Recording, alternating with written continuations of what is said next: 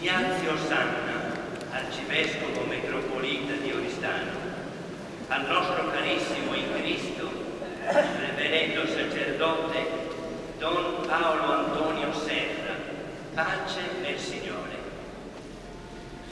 Resosi vacante l'ufficio di parroco nella parrocchia di Maria Immacolata in Seneghe, a causa delle dimissioni presentate dal parroco Don Francesco Borgo, a norma del canone 538 paragrafo 3, col presente decreto nomino te, Paolo Antonio Serra, parroco della parrocchia di Maria Immacolata in Seneghe, con tutti i diritti e i doveri che spettano al parroco.